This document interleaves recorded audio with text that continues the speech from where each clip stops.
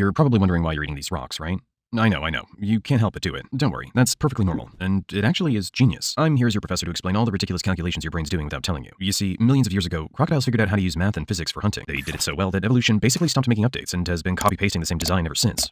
Yes, really. The crocodiles we have today look strikingly similar to many fossils from the last few million years, and this trick of eating rocks was one of those clever strategies your ancestors discovered, making them exceptional hunters. But you? Well, given that you have a prehistoric brain, you found yourself doing it without even realizing the true reason behind it. Do you remember when you were small and dumb? Or rather, smaller and equally dumb? You ate tiny pebbles to help crush up insects and digest better, because your actual teeth were too pathetic to finish the job. You essentially added extra teeth for your stomach. But as you grew up, you got bigger and bigger. Those rocks stopped being about digestion and became about something else that you do instinctively without understanding why. Eating bigger rocks the size of a fist. Some of you are carrying around over 10 kilos of stones in your gut. But as I said, it's not about digestion like it used to be. You could swallow a whole gazelle and those rocks wouldn't help. Sit down and let me explain. When you fill your lungs with air, they act like built-in water wings. Every liter of your body pushes aside a liter of water. If you weigh the same as the water you push aside, you float, like a divorced dad in a swimming pool. That's physics 101. Without something to weigh you down, you'd never sink. Each kilogram of rock is 2.7 times denser than water, and without rocks, you'd last maybe 6 minutes underwater before popping up like toast. But with rocks, your average dive time nearly doubles to 11 minutes. The champions among you stretch it out to 35 minutes. Your brain just screams, eat the rock, and you do it, because that's what evolution figured out 200 million years ago. This is why you're stuck with the urge without the explanation. This rock trick is so old that your extinct marine reptile cousins, the plesiosaurs, were already doing it 150 million years ago. We know this because scientists continue to find fossils with stomachs full of stones. But it's not only about crocodiles. You see, many other animals do this even today. For example, ostriches, for the same reason as baby crocodiles, to help with their digestion. Now you're probably wondering, wait, if I keep eating rocks, how do these things come out? Well, here's where it gets disgusting. You don't poop them out hours later like any normal animal would do. No. These rocks don't take the express route. These rocks sit in your stomach for a while. Weeks, months, sometimes even years. Over time, they get rounded and smoothed as they rub against each other and the food in your stomach. Only after that, they start taking a luxury cruise through your intestines and eventually get pooped out.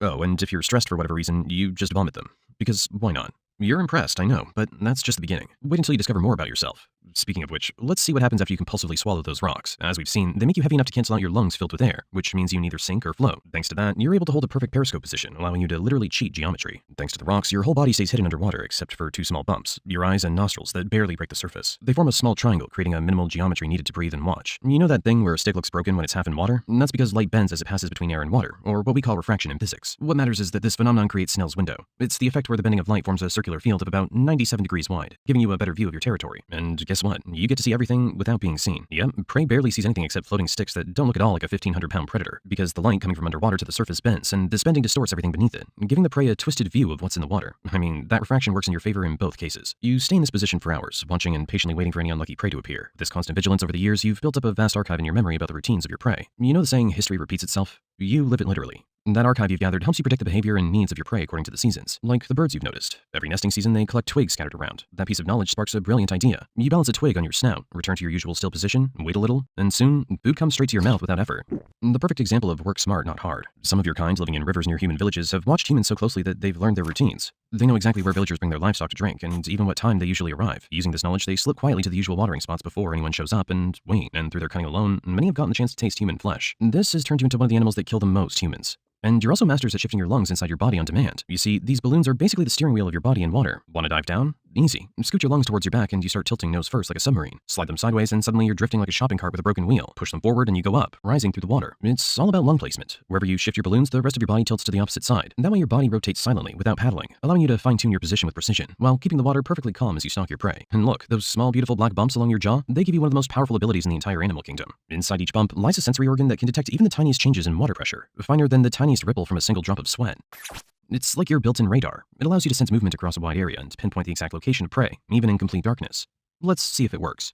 Oh, there it is, a tasty zebra.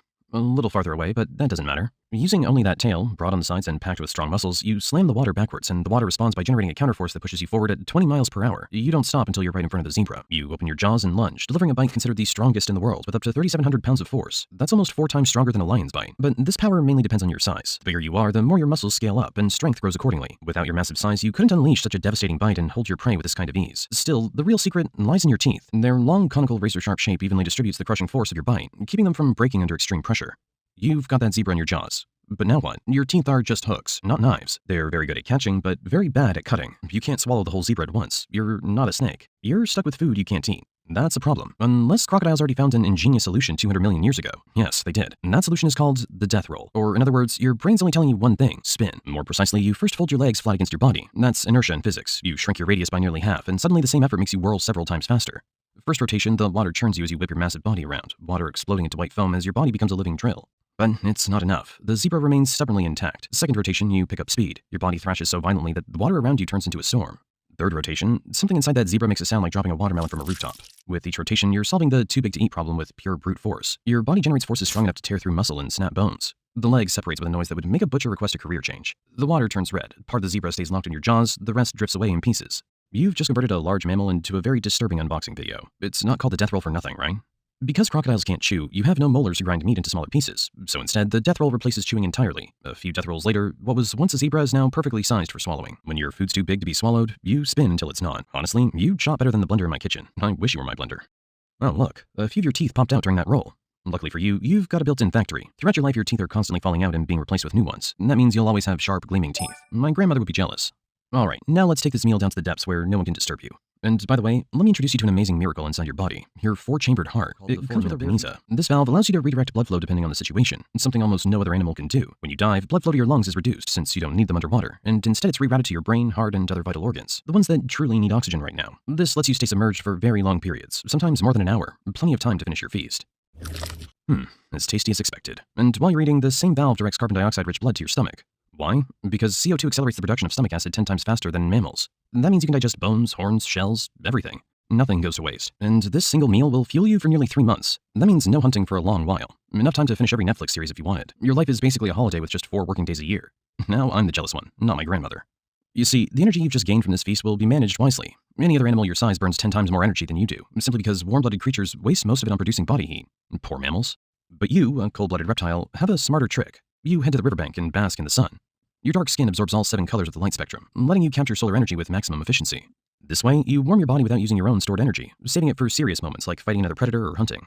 After a while, you'll start to feel your body heat rising more than it should, and that's when you'll realize you can't sweat. Still, you have clever ways to cool down. Either open your mouth to let the moisture inside evaporate and lower your temperature, or slip back into that refreshing water. It depends on your mood.